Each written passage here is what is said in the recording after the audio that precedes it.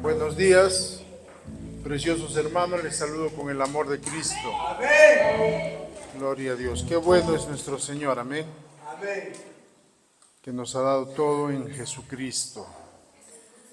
Bien, preciosos hermanos, esta mañana vamos a compartir la palabra del Señor, la palabra de Cristo, y vamos a continuar con la enseñanza que habíamos comenzado la semana pasada acerca de permanecer firmes en la gracia del Señor. Amén. Esta mañana he titulado la enseñanza, la gracia de Dios es suficiente. Amén. La gracia de Dios es suficiente. ¿Qué les parece si antes de comenzar oramos brevemente? Padre, te damos gracias por tu palabra, Señor, implantada en nuestros corazones, la cual tiene poder para salvar nuestras almas. Te pedimos en el nombre de Jesús que alumbres el entendimiento de cada persona, Señor, que por tu gracia va a escuchar esta enseñanza, Señor, y que por tu gracia, Señor, van a poder conocer más y crecer en el conocimiento de Cristo, Señor. Abrimos nuestros corazones, nos despojamos de todo peso y ponemos nuestra mirada en Cristo Jesús. Gracias, Padre. En el nombre de Jesús todos decimos amén. Bien, hermanos, vamos a ver esta mañana que la gracia de Dios es suficiente. Cada vez que nosotros seamos tentados a pensar o seamos influenciados con la idea de que algo falta, nosotros debemos entender que la gracia que Dios nos ha dado en Cristo es más que suficiente para poder enfrentar cualquier dificultad, cualquier circunstancia y para vivir el propósito que Dios ha diseñado para nuestras vidas. ¿Cuál es ese propósito? Manifestar a Cristo y que Cristo sea cabeza de todo. Porque dice la Escritura que en Cristo Jesús todas las cosas se mantienen en orden. Amén. Entonces, la gracia del Señor, como habíamos visto la semana pasada, tiene como función, vamos a decirlo así, revelar a Jesús. Vimos por la Escritura que el Espíritu Santo es el Espíritu de gracia. ¿Y cuál es la labor del Espíritu Santo? Hacer real a Cristo Jesús en nuestras vidas. Vimos que el trono de Dios es el trono de la gracia de Dios. El trono de la gracia. La Escritura dice, acérquense confiadamente al trono de la gracia para recibir misericordia y hallar gracia para el oportuno socorro. Amén. Y vimos también por la Escritura que el Evangelio es el Evangelio de la gracia. Entonces, amados hermanos, lo que Dios quiere manifestar es que debemos nosotros con el Señor tener una relación estrictamente de gracia. No se puede tener otra relación con el Señor a no ser que sea por su gracia. Él ha determinado que sea así y nos conviene, ¿sí o no? Nos conviene que sea así, porque nada de lo que nosotros hagamos podrá alcanzar mérito delante del Señor y nada de lo que nosotros hagamos o dejemos de hacer va a traer a manifestación la plenitud del reino al que ahora pertenecemos. Debemos entender, hermanos amados, que debemos permanecer firmes en la gracia del Señor, porque además la gracia de Dios es suficiente. Les quiero leer, no vayan ahí, les quiero leer Gálatas 1, 15, 16 para que quede con este fundamento que la gracia de Dios tiene como propósito revelar a Cristo. Dice, ¿no? Pero cuando agradó a Dios, Pablo, ¿no? Está hablando a los Gálatas, dice así, ¿no? Pero cuando agradó a Dios que me apartó desde el vientre de mi madre y me llamó por su gracia. O sea, Dios aparta a Pablo en Cristo, por si acaso, no es una predestinación, sino que es un llamamiento en Cristo, ¿no? Pero cuando agradó a Dios que me apartó desde el vientre de mi madre y me llamó por su gracia, revelar a su Hijo en mí. Interesante, ¿verdad? Lo que Dios desea es revelar a Cristo. Revelar a Cristo a través de ti. Amén. No es revelar a Cristo a ti, sino a través de ti. Por eso siempre les decimos nosotros, hermanos, que el cristianismo no se trata de religión. No se trata de algo místico, no se trata tampoco de algo como una secta. El cristianismo principalmente se trata de Dios manifestando a Cristo a través de nosotros. Amén. Entonces, ¿cómo puede ser posible que Cristo sea manifestado a través de ti? La gracia de Dios. Hebreos 13 dice, buena cosa es afirmar el corazón con la gracia. Antes dice, no se dejen llevar por otras enseñanzas, cuyo fundamento no es la gracia, cuyo fundamento no es Cristo. Cualquier enseñanza que no tenga como fundamento a Jesús es una enseñanza extraña, es una enseñanza diversa para Dios, porque no afirma tu corazón. Afirmar significa corroborar lo ya aprobado por Dios. En la medida en que tu corazón, tu alma, no renovada, sea afirmada, el Señor va a poder manifestar su vida con más facilidad, por decirlo de otra manera. Dios desea revelar a su Hijo, Jesús, y todos sus atributos que puso en ti. Tú ya tienes toda la bendición, hermano. Nada te falta en absoluto. Quizás en lo natural todavía no veas qué está sucediendo, pero ya no es que a Dios le toque hacer algo. Ya no es que el diablo está impidiendo que esto suceda.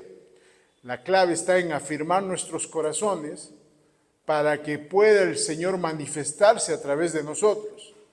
Porque si no afirmamos nuestros corazones, entonces Cristo Jesús, que es nuestra vida ahora, no podrá manifestarse. Porque hay una mente no renovada, llena de fortalezas, llena de ideas, por supuesto que el diablo ha tratado de erigir durante todas nuestras vidas, y por desgracia también ha usado a líderes cristianos que por no entender la gracia del Señor han estado predicando mensajes llenos de mezcla, llenos de ley, llenos de condenación. Han estado haciendo muchos predicadores, por no entender la gracia, han estado haciendo énfasis en el comportamiento del creyente sin mirar el comportamiento de Cristo en el creyente. Y esto ha ocasionado que el corazón no se pueda afirmar y por ende Cristo no se pueda revelar a través de nosotros.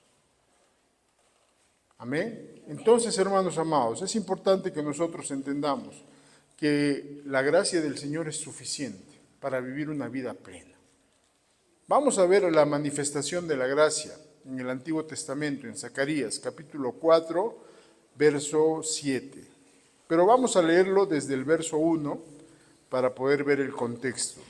En Zacarías, capítulo 4, verso 1 al 7.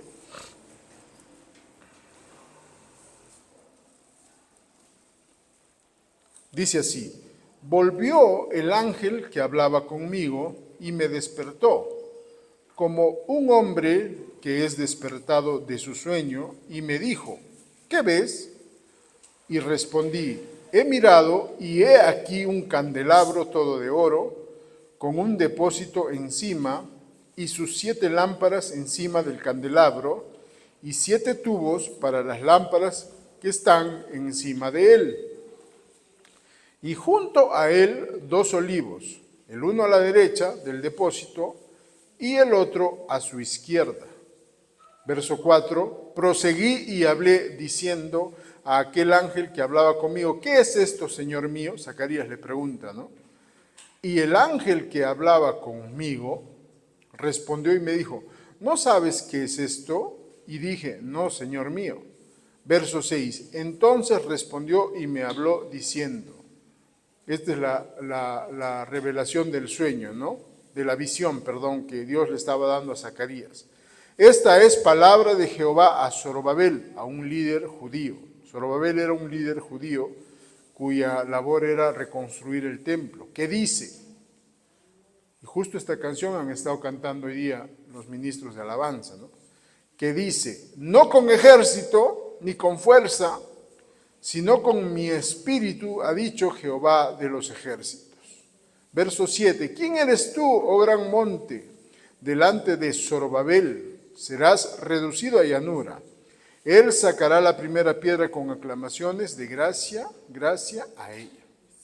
Dios estaba revelando a Zacarías que Zorobabel iba a poder cumplir su tarea, iba a poder enfrentar el gran monte de dificultades, pero no con su propia fuerza, sino a través del Espíritu del Señor. No es la fuerza de un ejército lo que hará posible que una persona sea cambiada. Supongamos que tú estás peleando con una debilidad, con una adicción, y estás tratando de dejarla. Y has intentado todas las formas posibles y no estás viendo resultados. Es tiempo de que te apoyes en la gracia del Señor.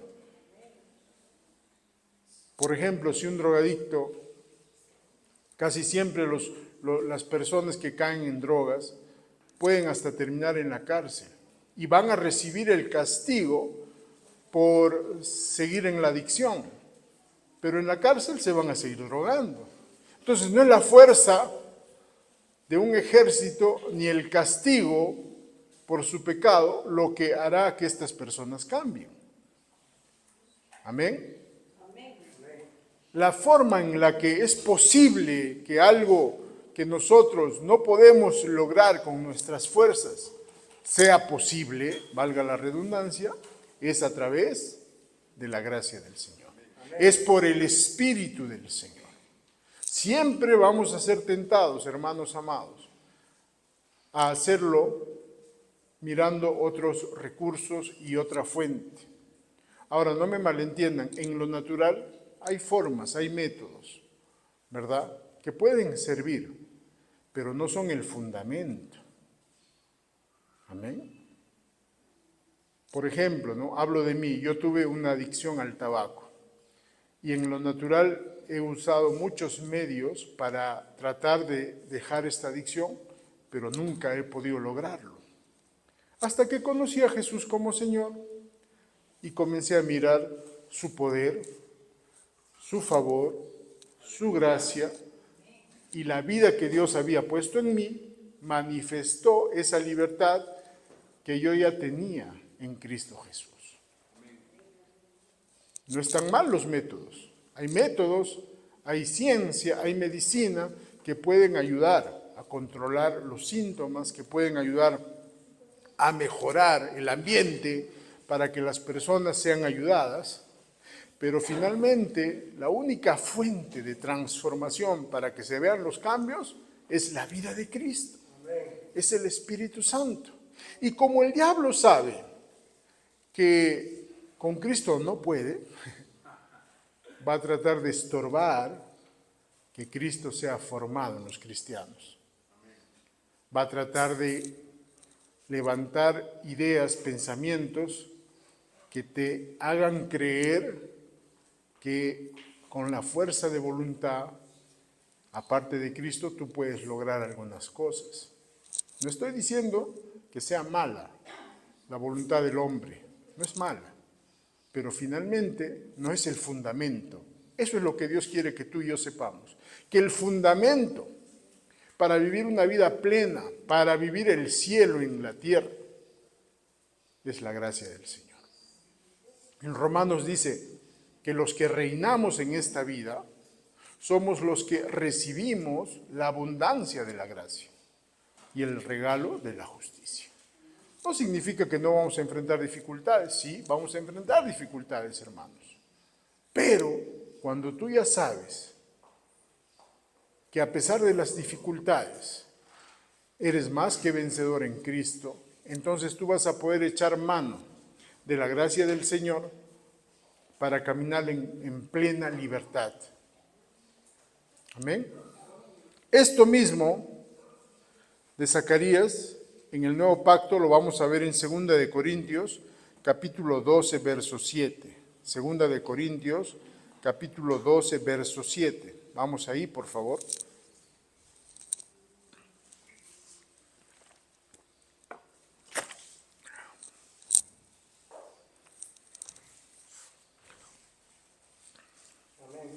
Segunda de Corintios, capítulo 12, verso 7, Pablo está hablando a los corintios y le dice lo siguiente, ¿no? Y para que la grandeza de las revelaciones no me exaltase desmedidamente, me fue dado un aguijón en mi carne, un mensajero de Satanás que me abofetee para que no me enaltezca sobremanera.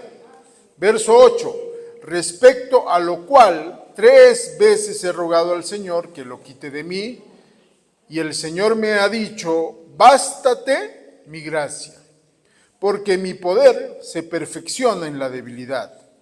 Por tanto, de buena gana me gloriaré más bien en mis debilidades, para que repose sobre mí el poder de Cristo. Por lo cual, por amor a Cristo me gozo en las debilidades, en afrentas, en necesidades, en persecuciones, en angustias, porque cuando soy débil, entonces soy fuerte.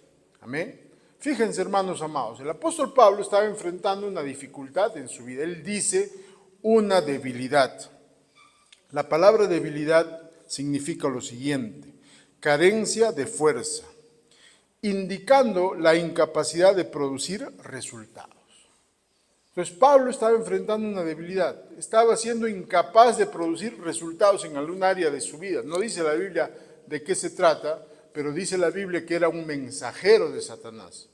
¿Y qué hace el mensajero de Satanás? Acusar, condenar. Tú puedes haber cometido un error y no es Dios quien te acusa, no es Dios quien te condena, es el diablo. Y seguramente Pablo decía, con esto no puedo, ¿no? Ya lo intenté tantas veces y sigo siendo débil frente a esta dificultad. Y yo leía la biografía de Pablo para entender un poquito esto, y cuando él dice o escribe la carta a los Corintios ya tenía 57 años, y él había recibido a Jesús a los 25 años. O sea, tenía más o menos 22 años de creyente Pablo. Y él todavía a sus 22 años peleaba con las dificultades o con debilidades que tenía que enfrentar en la vida. Pero él le dice al Señor, Señor, quita esto de mí. Le he rogado al Señor 3 veces, por favor, Señor, ayúdame, haz algo al respecto, ¿no? Alguna vez hemos orado así de repente, yo lo he hecho, ¿no? Ya no sé qué hacer, Señor, con este problema. Mis hijos no cambian, mi matrimonio se está yendo al tacho, mi economía le debo a todos los bancos, estoy hundido, ayúdame, Señor, ¿no? Hay dificultades que nosotros enfrentamos en la vida que parecen que nunca se quieren ir. Tentaciones con enfermedad, una enfermedad crónica, y hay cosas que están ahí golpeando. Y hemos sido tentados a pensar que Dios no está haciendo nada al respecto, ¿no? Y Pablo estaba enfrentando una debilidad. Él tenía carencia de fuerza al respecto y no podía producir resultados. Y la respuesta del Señor es maravillosa, hermanos. Después de que Pablo le rogó 3 veces al Señor que quite de él esa debilidad, ¿qué le dice el Señor? El verso 9, y me ha dicho, sigue suplicando Pablo. No, ¿verdad? Me ha dicho, bástate mi gracia. Aleluya. Hermanos, ¿qué significa lo que el Señor le dice a Pablo? En otras palabras, yo creo que el Señor le estaba diciendo, Pablo, tu problema ya ha sido resuelto desde que Cristo fue a la cruz del Calvario. Cualquier problema, hermano amado, que tú y yo estemos enfrentando, es necesario que sepamos que a Dios no lo ha tomado por sorpresa y que Él ya se anticipó a este problema por medio de la vida de su Hijo. Amén. Pero es algo que nosotros tenemos que entender, hermanos amados. Es algo que nosotros debemos abrazar como una verdad para nosotros, que la gracia de Dios es suficiente, porque la gracia de Dios nos revela a Jesús. Y Jesús a sus discípulos le dijo: sobre esta roca edificaré mi iglesia, y el infierno no prevalecerá en contra de aquellos que tienen la revelación de Cristo, es decir, la revelación de su gracia. En la medida en que nosotros abrazamos la gracia del Señor y sabemos que somos el cuerpo de Cristo y que estamos unidos a Cristo y que Cristo es nuestra vida y que nuestro enfoque solamente es Jesús en cualquier área o dificultad que enfrentamos, eventualmente vamos a ver la manifestación de la vida del Señor en nuestra economía, en nuestras relaciones, en nuestra salud, en el propósito de Dios para nuestras vidas, que es revelar a Cristo. Todo se mantiene en orden en Jesús, hermanos amados. Pero la clave está aquí, ¿no? ¿Cómo aplicamos el bástate mi gracia en nuestras vidas? ¿Cómo lo aplicamos? Pablo lo revela, ¿no?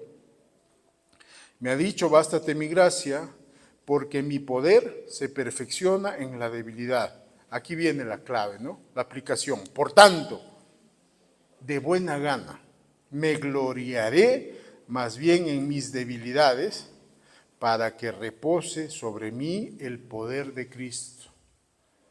Aquí está la aplicación. Cuando uno enfrenta dificultades en la vida, hermano, uno se deprime, uno se desanima, uno cambia de actitud. Muchas veces nos victimizamos, nos volvemos quejosos, nos golpeamos a nosotros mismos con la culpa. Y en lo natural, la cortisona, que es una hormona que ha sido diseñada para enfrentar problemas, destruye nuestro propio organismo, ¿no? Porque estamos, por la circunstancia, desanimados. Pero Pablo dice, ¿no? De buena gana me gloriaré en mis debilidades, no por mis debilidades. No hay tal cosa como que hay que agradecer a Dios por lo malo, así como agradecemos por lo bueno. Esa es una tontería. Tú no le puedes dar gracias a Dios por la escasez. No le puedes dar gracias a Dios. Yo he escuchado, ¿no? Por eso lo digo. Hay que darle gracias a Dios por esa enfermedad. Porque esa enfermedad va a producir que tú cambies tu forma de ser. Falso, hermano. ¿Te imaginas a tu hijo? Gracias, papá, porque me has contagiado de SIDA. Qué estupidez, ¿verdad? Es algo que a veces hemos escuchado por el misticismo religioso. Pero Pablo dice, de buena gana me gloriaré más bien en mis debilidades. No por mis debilidades, sino a pesar de mi carencia de fuerza, voy a cambiar de actitud. Le voy a dar la gloria a Dios. Voy a vivir con un corazón agradecido. Sí, Señor, estoy enfrentando esta dificultad, pero tu palabra dice que tú eres mi pastor y que nada me falta. Gracias, Padre. Sí, Señor, estoy siendo tentado con esta enfermedad, pero tu palabra dice que en la cruz Cristo llevó mis enfermedades y sufrió mis dolencias. Gracias, Padre, por la llaga de Cristo he sido sanado.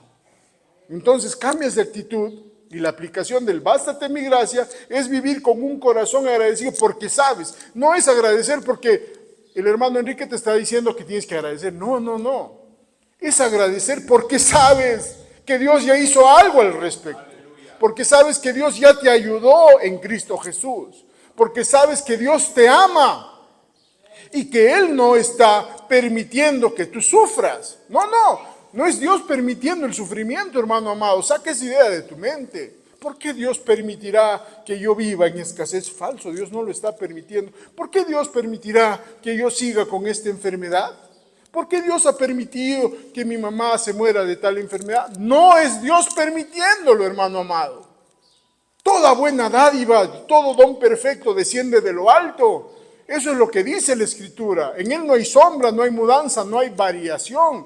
El diablo es el que ha venido a robar, matar y destruir y vivimos en un mundo caído. Pero nosotros debemos entender que ahora tenemos autoridad sobre Satanás. ¿Y cuál es esa autoridad? ¿Pelear con él? No, saber quiénes somos en Cristo. Esa es nuestra autoridad sobre Satanás. Depender de la gracia del Señor. Esa es nuestra autoridad sobre Satanás. En la medida en que nosotros aprendamos a depender de la gracia y a vivir en la gracia del Señor, entonces vivimos sobre todo principado, sobre toda potestad, porque estamos unidos a Cristo. Y la gracia hace que esto sea real en nuestras vidas. Amén. Entonces Pablo recibe, ¿no?, la revelación y dice, de buena gana me gloriaré a pesar de mis debilidades, para que repose sobre mí el poder de Cristo.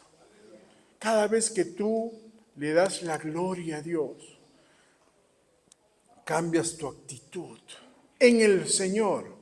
Esto no es mente positiva, hermano, es una actitud en el Señor. Entonces tú estás permitiendo que el poder de Dios, que es Cristo, repose en tu ser. Amén.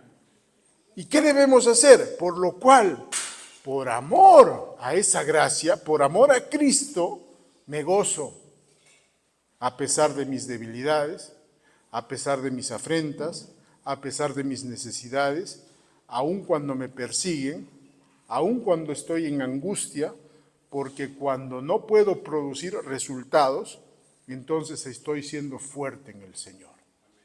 Amén. Gocémonos, hermano. Gózate. No dejes que las aflicciones, las persecuciones, las angustias, las tentaciones te tumben. No lo dejes. Gózate en el Señor. Gracias, Señor. Gracias, Señor. Me gozo en el Señor. Me alegro en ti, Señor. Tú me amas, papá. Tú me has dado todas las cosas que pertenecen a la vida y a la piedad. Estoy completo en Jesús. Papito, me gozo. Quizás en lo natural no lo veas, hermano. Pero eso no cambia que Dios es fiel. En la medida en que tú cambies tu actitud, tu mente será renovada, vas a crecer en el conocimiento de Cristo. Yo me acuerdo que recibí al Señor Jesús en el año 2001, ¿no? Sí, 2001, ¿no? En más o menos mayo, junio, y seguía fumando, seguía con la adicción, pero en septiembre de ese año se manifestó la libertad que yo ya tenía en Cristo. Pero la clave es que puse mi confianza en Dios y dejé de mirar mi propia fuerza para lograr algo. Claro, hay dificultades que a veces cuesta, porque hay culpa, hay condenación, hay legalismo, pero hermano, abraza la gracia del Señor. Gracias a Dios a mí no me condenaban mucho por fumar, porque ya en mi casa todos se habían acostumbrado. Si no hubiera sido un poco más difícil.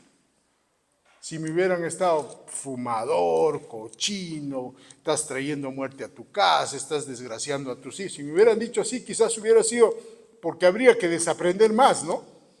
El problema de la renovación del entendimiento, hermanos, es desaprender. Como hoy día lo leía el ministro Rubén había compartido en su Facebook, el problema muchas veces es más difícil desaprender que aprender. Entonces, cuando tú ves que una persona falla, ¿qué es lo más fácil? Condenarlo, pues. ¿No piensas en tus hijos? ¿Hasta cuándo? ¿No ves que tus hijos están sufriendo? ¿No ves qué daño le estás haciendo a la familia? Y como si eso ayudara, ¿no? Y no ayuda. Es la verdad, hermano. Claro, en lo natural se ve bien que cuando una persona falla, tú lo changas. Eso se ve bien en lo natural. Pero en el Señor no ayuda para nada, hermano. Eso no es gracia, pues. Pero si tú cambias tu chip y ves a una persona fallar y dices, mira, todo lo puedes en Cristo que te fortalece. No hay condenación para ti por ese pecado. Dios no te ha tomado en cuenta esa debilidad. Mira a Jesús. Cristo es tu vida. Dios hizo a Jesús tu sabiduría, tu justicia, tu santidad, tu redención. A veces eso parece algo, ¿no? Como que, no, así no es. Porque no hemos comprendido el poder de Dios, que es Cristo. Creemos que el poder de Dios son milagros, señales, prodigios, pero eso no es el poder de Dios, hermano. El poder de Dios es Cristo. Milagros, señales, prodigios son manifestaciones del poder de Dios, pero el poder de Dios es Cristo. El poder de Dios es Cristo. En cuanto tú pongas tu mirada en Jesús, eventualmente el poder de Dios va a manifestar libertad en todas las áreas de tu vida. Por eso, hermano amado, es importante que nosotros aprendamos a responder a la gracia, a depender de la gracia y a vivir en la gracia del Señor. Amén. Vamos a ver que el legalismo, y con esto vamos a ir terminando, y un corazón dividido son obstáculos para una vida de gracia. ¿Qué es el legalismo? Les quiero leer el significado que dice el diccionario. El legalismo es la tendencia a la aplicación literal de las leyes, sin considerar otras circunstancias. Otro significado dice lo siguiente: es una formalidad o requisito legal que obstaculiza o impide el eficaz funcionamiento de algo. Obstaculiza, impide el eficaz funcionamiento de algo. Ahora, el problema está en que muchas veces no hemos comprendido que las leyes y mandamientos, por ejemplo, que Dios le dio a Israel en el antiguo pacto, solamente tenían como propósito revelar al pueblo que era necesario un Salvador. Aleluya, amén. La ley no tiene como función salvar a nadie, hermano amado.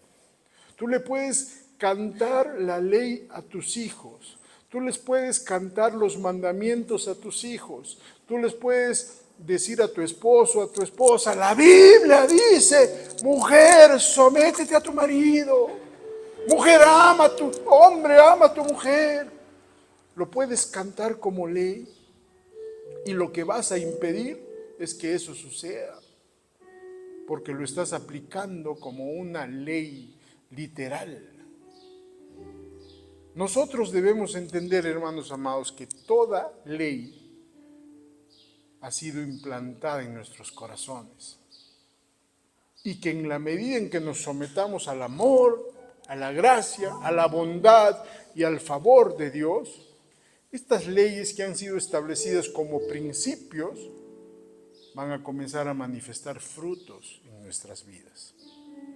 Es algo orgánico, porque amar a alguien porque te obligan a amar a alguien es disfrazar, es ponerle al chancho ropa limpia. Es verdad, hermano. Y con la ropa limpia va a ir a comer basura, porque lo estás obligando a hacer algo que no tiene como naturaleza. Pero si tú le hablas a una persona de la gracia del Señor y de lo que ya es en Cristo, entonces no vas a obstaculizar que esa vida que ya tiene se manifieste. Y amar incondicionalmente solo es posible desde el Señor, hermano. No hay otra forma. Pasar por alto las ofensas solo es posible con la vida del Señor. Amén. No es posible sin el Señor. Romanos dice que la ley era el ayo, el tutor para llevar a Jesús a las personas. Entonces, hermano amado, nosotros debemos aprender, como Pablo, a no poner nuestra confianza en las leyes, en mandamientos y en posturas. En Filipenses, les quiero leer esto, Pablo le dice a los filipenses: por lo demás, hermanos míos, gozaos en el Señor. A mí no me moleste el escribirles las mismas cosas, y para vosotros es seguro. Fíjense la advertencia de Pablo en el versículo 2. Guardaos de los perros. Digan conmigo, raw, raw.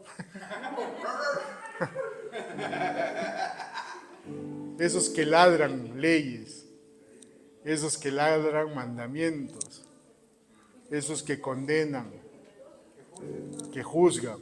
Guardaos de los guauaus. Guardaos de los perros. La Biblia amplificada dice de los judaizantes legalistas, ¿no? Que eran los que estaban tratando de infiltrarse en la iglesia, ¿no? En aquel entonces. Guardaos de los malos obreros, guardaos de los mutiladores del cuerpo. Verso 3, porque nosotros somos la circuncisión, o los que tenemos pacto, ¿no? Los que en espíritu servimos a Dios y nos apoyamos o nos gloriamos en Cristo Jesús, no teniendo confianza en la carne, o no poniendo nuestra confianza en lo que hacemos o dejamos de hacer. Verso 4, aunque yo, Pablo acá dice algo interesante, ¿no? Aunque yo también tengo de qué confiar en la carne, si alguno piensa que tiene de qué confiar en la carne, yo más. O sea, si se tratara de eso, Pablo dice que te gana, ¿no? Que nos gana. Circuncidado al 8º día, del linaje de Israel, de la tribu de Benjamín, hebreo de hebreos, en cuanto a la ley, fariseo, en cuanto a celo, perseguidor de la iglesia, en cuanto a la justicia que es en la ley, irreprensible. O sea, Pablo cumplía la ley al pie de la letra, ¿no? Era un hebreo de hebreos, un fariseo excelente, ¿no? El verso 7 dice, pero cuántas cosas eran para mí ganancia, las he estimado como pérdida por amor de Cristo. Y ciertamente aún estimo todas las cosas como pérdida por la excelencia del conocimiento de Cristo Jesús mi Señor, por amor del cual lo he perdido todo y lo tengo por basura para ganar a Cristo. Fíjense que Pablo no estaba diciendo que la ley sea basura, sino que él lo tenía por basura, porque antes él tenía puesta su confianza en eso. Pero ahora puso su confianza en Jesús. Amén.